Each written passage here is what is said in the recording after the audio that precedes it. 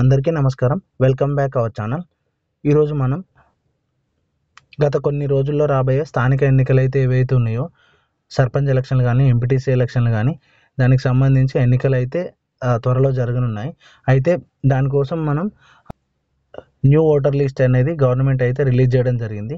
ఎవరైతే ప్రీవియస్గా అప్లై చేసుకున్నారో ఓటర్ కార్డ్ అనేది, అయితే వాళ్ళకు ఓటాకు వచ్చిందా లేదా అనేది ఎలా తెలుసుకోవాలి, అలాగే వస్తే ఏ వార్డులో వచ్చింది, విలేజ్ల వారీగా ఓటర్ లిస్టు ఎలా చూసుకోవాలనేది ఈ వీడియోలో చూద్దాం.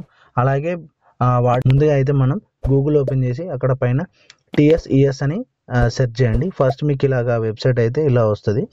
ఇలా వచ్చిన తర్వాత ఇక్కడ మీకు కనిపిస్తున్న first Telangana state election commission website ఉంది కదా, దీనిపైన క్లిక్ చేయండి.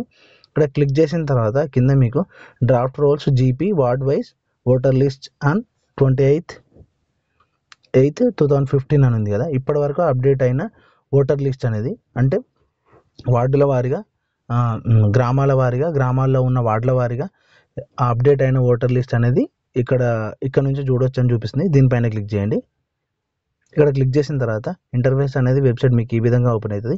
ఇక్కడ చూసుకున్నట్టయితే మీరు ఫస్ట్ మీ డిస్ట్రిక్ట్ అనేది సెలెక్ట్ చేసుకోవాలి. మీ ఏ డిస్ట్రిక్ట్ అయితే ఆ డిస్ట్రిక్ట్. తర్వాత కింద వచ్చేసి మీ మండల్ ఏది ఉంటే అది మీరు సెలెక్ట్ చేసుకోండి. ఇలా మీ మండల్ సెలెక్ట్ చేసుకున్న తర్వాత కింద గ్రామ పంచాయత్ మీకు సంబంధించిన విలేజ్ అయితే చూపిస్తుంది. మీ ఏ విలేజ్ అయితే ఆ విలేజ్ ఏదో వేసుకోండి.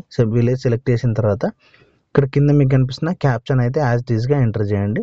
ఇందులో స్మాల్ లెటర్స్ ఉన్నాయి, అలాగే బిగ్ లెటర్స్ కూడా ఉన్నాయి. చూసి ఎంటర్ చేయండి. తర్వాత ఇక్కడ మీకు కింద కనిపిస్తుంది కదా GP వార్డ్ వైజ్ డాటా అనేది, దీనిపైన క్లిక్ చేయండి. ఇక్కడ మీరు చూసుకున్నట్టయితే మీకు ఇలా వెబ్సైట్ అయితే ఇలా ఓపెన్ అయింది. ఇక్కడ మీరు చూసుకున్నట్టయితే ఇక్కడ వార్డులు, ఏ వార్డుకు ఎంతమంది మేల్ ఉన్నారు, ఫీమేల్ ఉన్నారు, పూర్తి డీటెయిల్స్ అయితే ఇక్కడ రావడం జరుగుతుంది. వార్డుల వారీగా ఎంతమంది ఓటర్లు ఉన్నారు అనేది ఇక్కడ నుంచి చూడవచ్చు. ఇక్కడ కింద మీకు టోటల్ కూడా కనిపిస్తుంది. అలాగే మీది ఏ వార్డు అయితే ఆ వార్డు లిస్ట్ ఇలా డౌన్లోడ్ చేసుకోండి. ఇక్కడ మీకు పక్కకు కనిపిస్తుంది కదా వార్డు వైజ్ ఓటర్ లిస్ట్ అనేది. ఇక్కడ ఇంగ్లీష్, తెలుగు రెండు ఉన్నాయి.